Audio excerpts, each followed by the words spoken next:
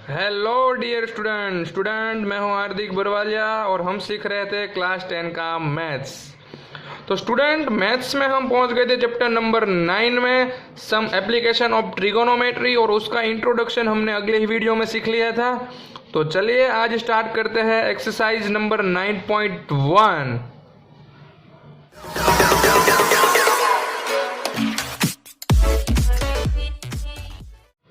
चलिए स्टूडेंट, तो देखते हैं क्वेश्चन नंबर 1। हमें क्या एप्लीकेशन करनी है भाई, किस एप्लीकेशन में यूज करना है ट्रिगोनोमेट्री को। देखिए तो यहाँ पर क्या दिया है, एक सर्कस दिया है।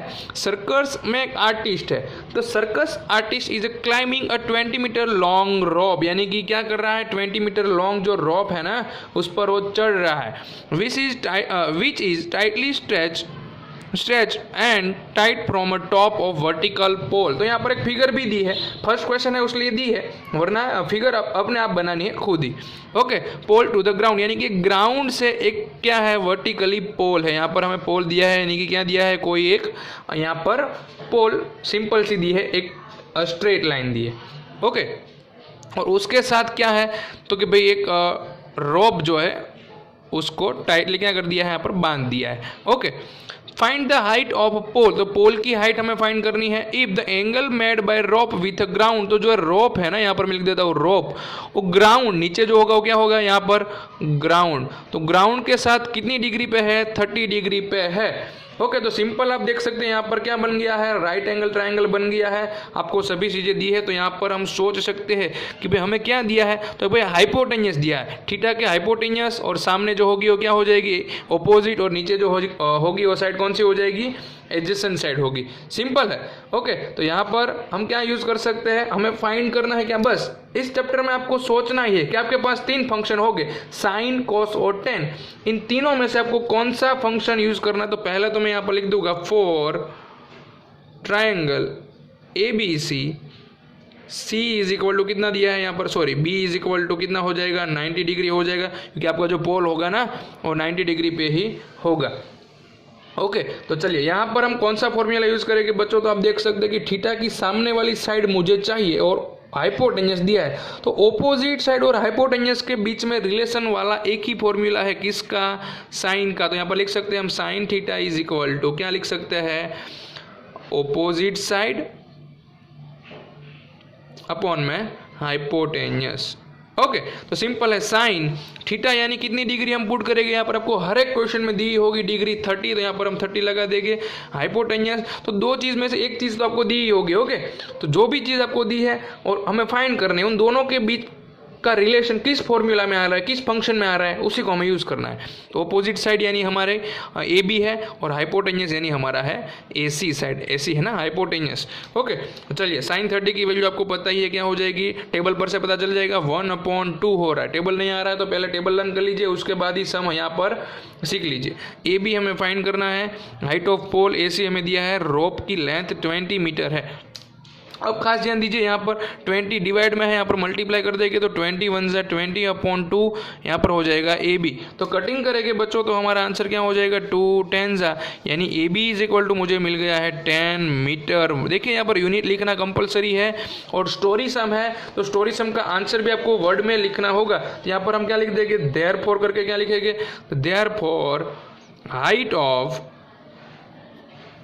पोल इज 10 मीटर। अंडरस्टैंड, तो बहुत ही इजी सम था, पहला सम हमने यहाँ पर कंप्लीट कर दिया है। ऐसे ही 16 सम है, धीरे धीरे कंप्लीट कर देते हैं। तो चलिए देखते हैं सेकंड सम।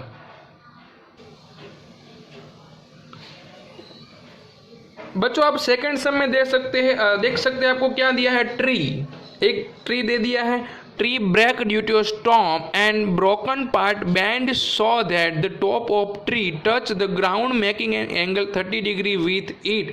यानी क्या दिया है आपको, पहले एक ट्री दिया है, बड़ा सा क्या है, एक ट्री है। तो पहले मैं यहाँ पर एक ट्री बना देता हूँ। देखिए फिगर यहाँ पर आपको नहीं दी होगी, आपको खुद ही बनानी पड़ेगी। सिंपल है, तो पहले हम यहाँ पर क्या बनाएंगे, फिगर बनाएंगे। ओके, चलिए एक यहाँ पर कोकोनट ट्री बना देते हैं। कोई भी ट्री आपको बोला है तो हम कोकोनट ट्री बनाते हैं पहले। ओके, ऐसा कोई एक क्या है, यहाँ पर बड़ा सा ट्री है, किसके साथ होगा बच्चों, यहाँ पर ट्री ग्राउंड के साथ ही होगा सिंपल।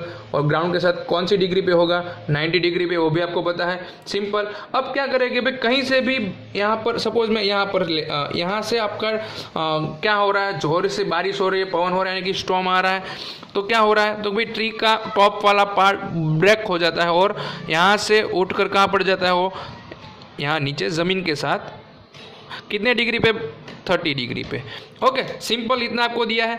और क्या दिया है, the distance between the foot of tree, foot यानी कि यहाँ पर ट्री का जो फुट है वहाँ से हमें the point where the top of touch ground is 8 metre, यानी कि जो टॉप थी ना ट्री की टॉप, यहाँ पर टच हो गई ग्राउंड के साथ और यहाँ पर फीट है, फुट, दोनों के बीच का डिस्टेंस कितना दे दिया है हमें, 8 मीटर दे दिया है। सिंपल समझ में आ गया आपको क्या करना है भाई। ट्री जो है पूरा कहीं से भी ब्रेक होकर ज़मीन के साथ यहाँ पर ग्राउंड के साथ 30 डिग्री पे पड़ जाएगा और जो ट्री है उसका फुट और ट्री का जो टॉप था उन दोनों के बीच मुझे 8 मीटर दिया। तो यहाँ पर देखिए तो हमें क्या फाइंड करना है, टोटल हाइट, तो ए बी, मैं टोटल हाइट फाइंड कर देता हूँ ए बी।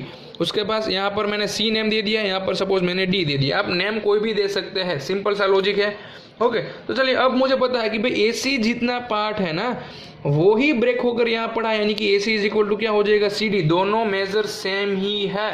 आप याद कर लीजिए ए सी और सी डी दोनों सेम ही है, क्यों, क्योंकि यहाँ पर जितना पार्ट था ट्री का वही कट होकर कहाँ पर आ गया है, नीचे आ गया है। तो पहले जो भी मुझे डेटा दिया है ना वो मैं यहाँ पर लिख देता हूँ। देखिए पहला मुझे क्या दिया है, तो पहला मैंने A B is equal to क्या है, हाइट ऑफ ट्री, तो मैंने लिख दिया हाइट ऑफ ट्री। ओके और सी डी क्या है, तो सी डी है हमारा, तो A C is equal to C D, दोनों सेम ही है, क्या है, ब्रोकन पार्ट, दोनों क्या हो गए, ब्रेक होकर जो भी पार्ट नीचे पड़ा है ना वही हमारा है। तो यहाँ पर मैं लिख देता हूँ ब्रोकन पार्ट। ओके और बी डी क्या है, तो बी डी तो डिस्टेंस दिया है तो डायरेक्ट लिख देते हैं, B D is equal to हमें क्या दे दिया है, 8 मीटर। अब टारगेट बना लीजिए, टारगेट यानी हमें फाइंड करना है क्या, ए बी। तो पहले तो हम बी सी फाइंड कर लेंगे और ए सी फाइंड कर लेंगे, दोनों जो पार्ट है उसका प्लस करेंगे तो मुझे ए बी मिल जाएगा। तो पहले बी सी मुझे ट्राइंगल पर से मिल रहा है, यहाँ पर देखिए आपका ट्राइंगल कौन सा बन रहा है, सी बी डी बन रहा है। आप जो भी नेम आपको अच्छा लगे आप दे सकते हैं। यहाँ पर सी बी डी में बी 90 डिग्री है, यानी कि हम कोई भी तीनों में से फंक्शन यूज कर सकते हैं। मेरा टारगेट बी सी का है, मेरे पास थीटा के एडजेसेंट साइड है, मुझे फाइंड करनी है ऑपोजिट साइड। तो पहले तो मैं यहाँ पर क्या लिख दूंगा, फॉर ट्राइंगल कौन सा है मेरा, C B D, B is equal to 90 degree है। तो पहले मुझे ऑपोजिट साइड और एडजेसेंट साइड का रिलेशन चाहिए, तो मुझे tan थीटा का फॉर्मूला पुट करना पड़ेगा भाई। tan थीटा यानी opposite side upon adjacent side यानी कि बी डी। सिंपल सा, थीटा हमें दे दिया है तो थीटा की वैल्यू पुट कर देते हैं, tan कितना डिग्री यहाँ पर 30 डिग्री, बी सी तो हमें चाहिए और बी डी हमें दिया है 8। तो tan 30 की वैल्यू बच्चों आपको पता होनी ही चाहिए, मुझे तो पता है 1/√3, आपको भी लर्न कर लेनी है, बी सी अपॉन 8। भाई मेरा टारगेट क्या है, बी सी है ना फाइंड करना। तो यहाँ पर 8 जो डिवाइड में है उसको मैं मल्टीप्लाई में ले जाऊंगा, तो 8 1 जा 8 हो जाएगा। तो यहाँ पर मेरा आंसर क्या हो जाएगा, 8/√3 is equal to B C, यानी कि बी सी की वैल्यू मुझे मिल गई कितनी, 8/√3। अब बात करते हैं ए सी। तो भाई ए सी तो हमारे ट्राइंगल का पार्ट नहीं है, ऊपर का पार्ट है, तो ए सी नहीं मिल रहा है, लेकिन सी डी तो फाइंड कर सकते हैं ना, क्योंकि सी डी और ए सी तो इक्वली है, हमने बता ही दिया यहाँ पर। तो सी डी यानी क्या, तो कि भाई हमारे ट्राइंगल का हाइपोटेनियस, तो हाइपोटेनियस हमें चाहिए और हमें क्या दिया है, थीटा की एडजेसेंट साइड। तो एडजेसेंट और हाइपोटेनियस के बीच में रिलेशन वाला फॉर्मूला कौन सा है, ट्राइंगल तो वही का वही है। तो फॉर्मूला हमारा कॉस थीटा का हो जाएगा, यहाँ पर मैं कर देता हूँ cos theta is equal to adjacent side B D upon hypotenuse C D. Simple सा आपको पता चल ही गया होगा कि भाई ट्रिगोनोमेट्री का यूज इस चैप्टर में हमें कैसे करना है। थीटा की प्लेस पर हम 30 डिग्री पुट कर देंगे, हमें क्वेश्चन में दिया है बी डी 8 दिया है, सी डी हमें फाइंड करना है। सी डी यानी ए सी है, दोनों साइड सेम ही है, तो cos 30 की वैल्यू √3/2 होती है और 8/CD। अब आप देख सकते हैं मुझे जो फाइंड करना है ना बच्चों, वो यहाँ पर डिवाइड में, तो क्या करना पड़ेगा, मुझे उसको ऊपर तो ले जाना होगा। तो बस इसी स्टेप में आपको खास ध्यान रखना है यहाँ पर क्या होगा।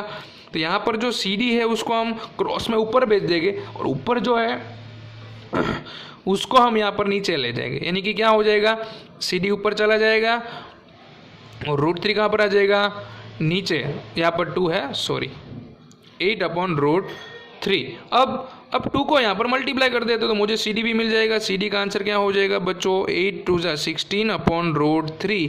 अब मुझे सी डी भी मिल गया तो सी डी यानी भाई क्या है, सी डी यानी हमारा ए सी ही है, जो भाग ब्रोकन हुआ है वही है। ओके, अब मुझे दोनों पार्ट मिल गए तो दोनों का प्लस मैं यहाँ पर कर देता हूँ। देखिए यहाँ पर बाजू में मेरे पास जगह है ना, वहीं पे मेरा सम फिनिश कर देता हूँ। मुझे फाइंड करना है ए बी यानी टोटल ट्री की लेंथ, तो ए सी प्लस क्या करना पड़ेगा बी सी। मेरे पास दोनों चीज़ें है ही, मैं वैल्यू पुट कर देता हूँ। ए सी यानी मुझे कितना मिला यहाँ पर देख लीजिए लास्ट में 16 अपॉन रूट 3, बी सी मुझे मिल गया 8 अपॉन रूट 3।